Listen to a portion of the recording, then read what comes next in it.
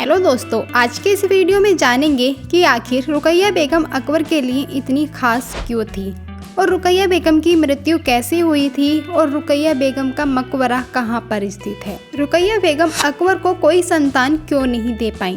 तो आइए दोस्तों जानते हैं इस वीडियो में पूरी कहानी। तो आइए वीडियो को शुरू करते हैं। जब भी मुगल बादशाह अकबर की बेगमों के बारे में बात करते हैं तो हमारे जहन में सबसे पहला नाम जोधाबाई का आता है, क्योंकि अकबर और जोधाबाई की प्रेम कहानी से कौन वाकिफ नहीं है भला।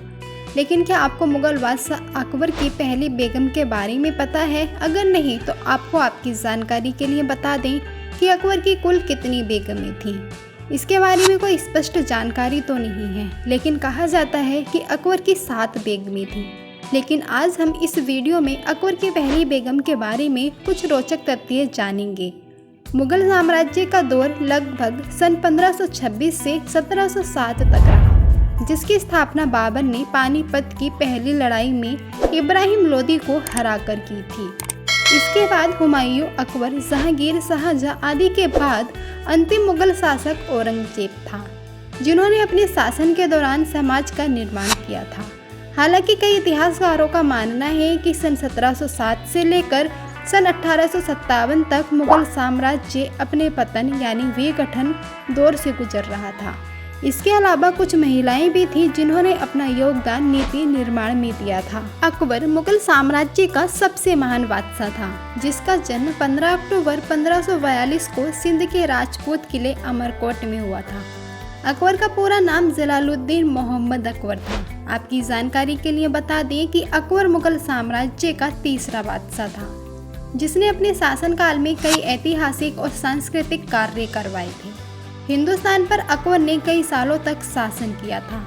इस दौरान अकबर ने कई शादियां भी की। कई लोगों को ये नहीं मालूम कि अकबर की पहली पत्नी कौन थी और उनका क्या नाम था। आपको बता दें कि अकबर की पहली बेगम यानी पत्नी रुकैया सुल्तान बेगम थी।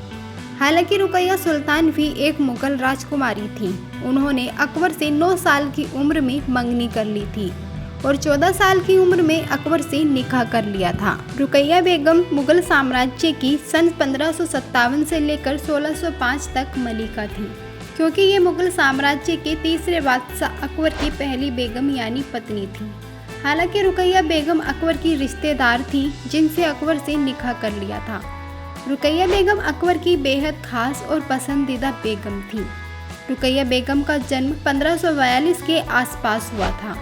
उनके पिता का नाम हिंदाल मिर्जा था, जो अकबर के पिता हुमायूं के छोटे भाई थे। रुकैया सुल्तान की परवरिश शुरू से ही एक शाही घराने में हुई थी, क्योंकि वे मुगल खानदान से ही ताल्लुक रखती थीं। वे बेहद शांत और एक शक्तिशाली महिला थीं, जिन्होंने अपने शासनकाल में कई ऐतिहासिक कार्य भी करवाए थे।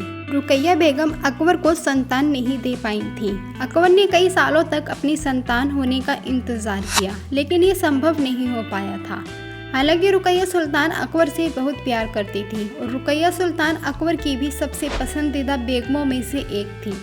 हालांकि बादशाह ने अपनी संतान के लिए दूसरी शादी की थी। रुकैया बेगम की 82 वर्ष की आयु में 19 जनवरी 1626 में मृत्यु हुई थी। उनकी मृत्यु के बाद उनकी कब्र काबुल के गार्डन ऑफ बाबर में बनाई गई है। तब से लेकर अब तक उनकी कब्र काबुल में मौजूद है। रुकैया सुल्तान बेगम के अलावा भी अकबर की कई बेगमें थीं, जिनका नाम इतिहास के पन्नों में दर्ज है। आपको वीडियो पसंद आया हो तो इसे शेयर और लाइक जरूर करें। साथ ही ऐसे ही अन्य वीडियोस के लिए हमारे चैनल को सब्सक्राइब करके बेल आइकन बटन दबा दें, ताकि आने वाली वीडियो सबसे पहले आप तक पहुंच जाए। तो दोस्तों मिलते हैं किसी ऐतिहासिक वीडियो के साथ, तब तक के लिए धन्यवाद।